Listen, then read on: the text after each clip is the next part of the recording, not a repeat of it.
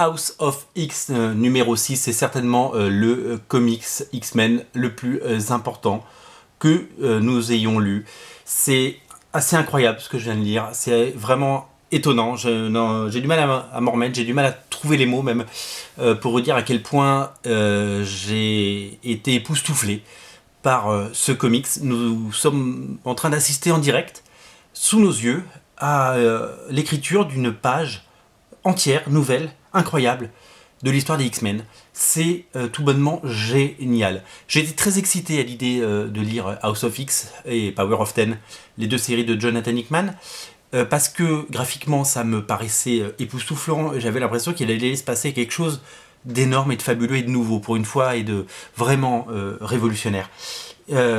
Jonathan Hickman fait partie de ces scénaristes qui peuvent écrire des choses fabuleuses. Je pense à Manhattan Project que j'ai adoré, et qui peuvent, par leur complexité et la vision qu'ils ont d'une série, à la fois tentaculaire, à la fois grande, ils voient les choses en grand. C'est quelqu'un qui peut faire peur et qui peut effrayer.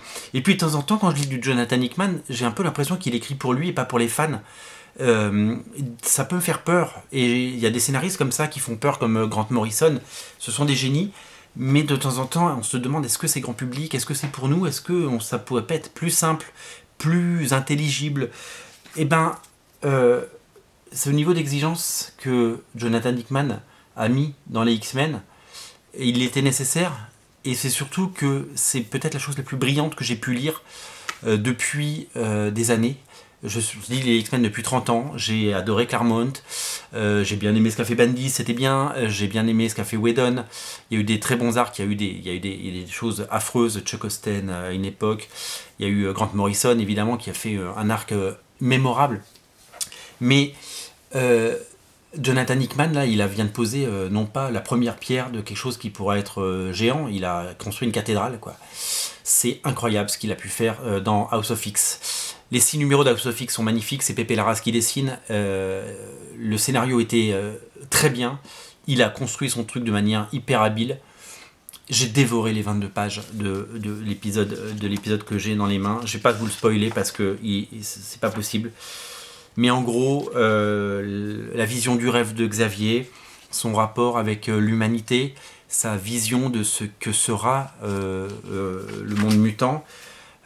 Enfin, il y a des mots qui résonnent dans ma tête depuis. Je l'ai lu 2 fois. Je l'ai lu 2 fois cet après-midi. Enfin, hier après-midi. C'est tellement bien, c'est tellement incroyable, c'est tellement chouette, c'est tellement brillant, c'est tellement malin, c'est tellement génial. C'est tellement... c'est du jamais vu, c'est du jamais lu.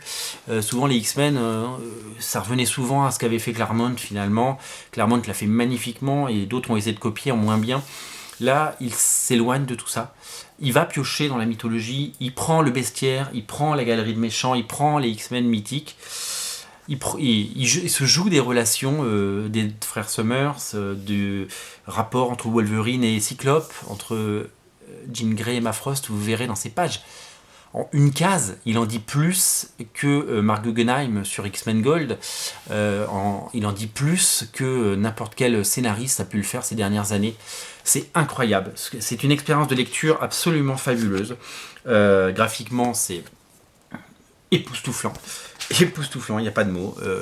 C'est brillamment écrit, composé, scénarisé. Les dialogues sont complètement géniaux. Il n'y a pas de mots, il a construit une cathédrale en 6 numéros. Évidemment, il faut lire Powers of Ten. Évidemment, Powers of Ten aborde d'autres sujets, mais les deux s'imbriquent, vous verrez, si c'est pas déjà lu. Mais quelle sensation, quel incroyable comics que nous a offert Jonathan Hickman. Je ne pensais pas que c'était possible de retomber amoureux une nouvelle fois des X-Men. Bravo Jonathan Hickman, c'est brillantissime, c'est absolument génial. Alors du coup, moi, ma tête elle explose quand je dis ça parce que je me mets à penser, à réfléchir, et je me dis mais il y a ça qui arrive le mois prochain. Il y a X-Men numéro 1 par Jonathan Hickman avec...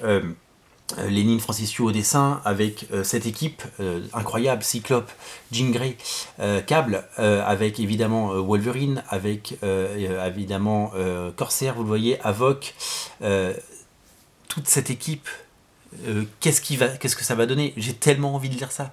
Ça va être grandiose, ça va être énorme. Je veux dire, la porte qu'il a ouverte avec ça, le champ des possibles est incroyable. J'espère que ça va continuer dans ce niveau de qualité, mais avec des auteurs de cette trempe, je n'ai aucun doute là-dessus. Ça va être absolument fabuleux. Je vous invite à précommander et à réserver dès à présent ce numéro, parce que ça va être une révolution. Ça va être la révolution mutante en action. X-Men numéro 1 va marquer l'histoire, j'en suis persuadé. House of X, c'est à lire. Il nous reste évidemment des numéros 6, il n'y a plus cette couverture. Mais il nous reste des variantes qui sont magnifiques, une avec Magneto notamment.